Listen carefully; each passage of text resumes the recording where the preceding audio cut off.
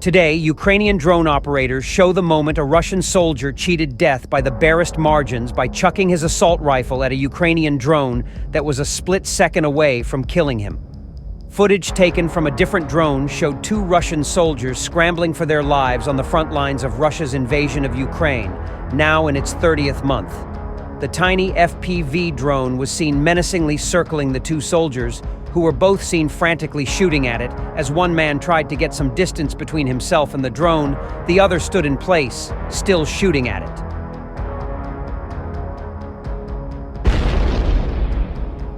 While footage from another drone shows circling around once more, the soldier tossed his rifle at the drone, setting its explosives off a fraction of a second too early and letting him live by the skin of his teeth.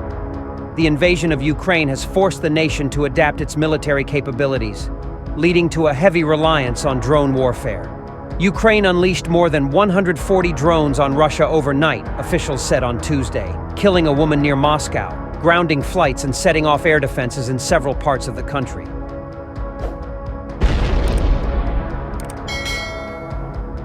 On the other hand, Ukrainian troops have made advances in the Kursk region, according to reports following accounts that Moscow was starting to succeed in counterattacking Kiev's push into Russian territory, as maps show the latest state of play.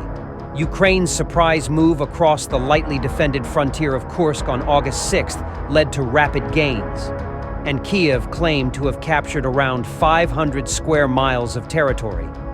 But it raised concerns that it was impacting operations in the Donetsk Oblast, where Russia made advances, particularly toward the logistics hub of Pokrovsk.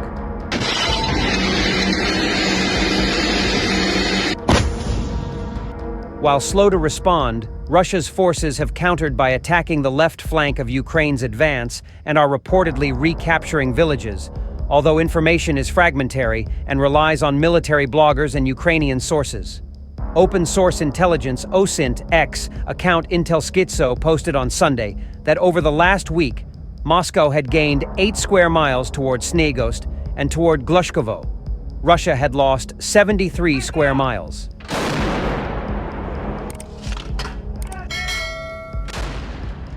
The pro-Ukrainian X account Tendar, which provides updates on the war, noted how Russian telegram channels said that Kiev's forces had taken the village of Veselo, based on video footage, and wrote that there was little evidence to back up claims that Russia had made gains in Kursk.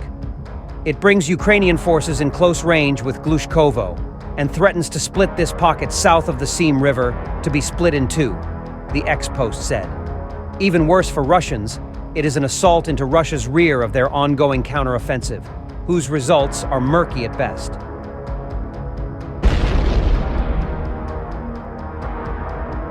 The post suggested that Ukraine had intended for Russia to commit resources to Kursk, which may also expose their artillery positions. Ukrainians now know what the Russian tactical intents are, Tender said. They, in return, can now effectively counter them. Meanwhile, pro-Russian sources claimed that over the weekend, Ukrainian forces continued attacks within and near Lyubimovka, which is southeast of Koronevo, and near Malaya Loknya, to the north of Sudzha. The ISW's map shows that geolocated footage indicates how Russian forces have advanced east of Oktyabr, which is south of Koronevo, and marginally advanced west of Lyubimovka.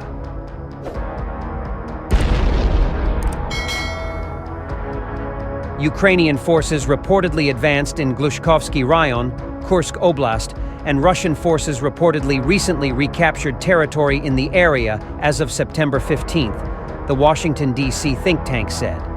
Last week, the U.S. has assessed that Russia would need up to 20 brigades, 50,000 troops to expel Ukrainian forces from Kursk. But Defense Department spokesman Major General Pat Ryder said Thursday that Moscow's actions in the region so far were marginal.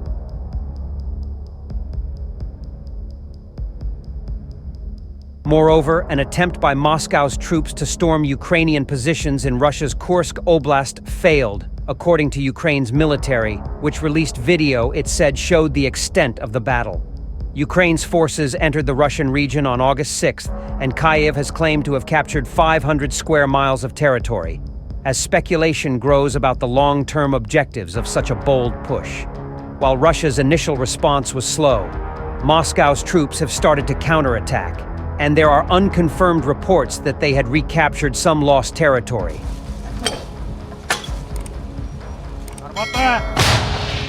However, Ukraine's air assault forces posted on Telegram how one attempt by Russian forces to storm its positions had failed. Ukrainian troops crushed them in a several-hour battle, reported Ukrainska Pravda on Saturday.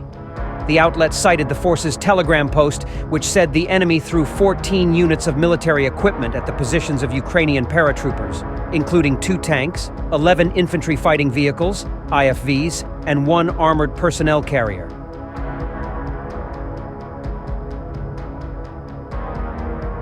Meanwhile, Russia's attempt to break through Ukrainian defensive positions failed, the post said, adding that Ukrainian paratroopers proved in a heavy battle that lasted several hours that they are better at military affairs. The 73-second video showed a series of explosions, including what it said was the destruction of an IFV and a building in which Russian troops were concentrated in. Another frame showed a FPV drone hitting another IFV, and it also said 5 IFVs, a tank and an APC were destroyed, and several dozen Russian troops killed while many fled.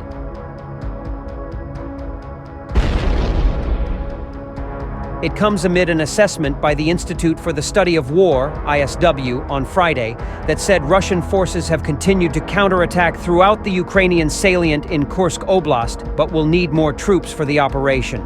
Reports say around 35,000 Russian personnel are stationed in the Russian region, although it is unclear if this joint force includes contract soldiers, less effective conscripts, irregular forces, border guards, and Russian Interior Ministry forces.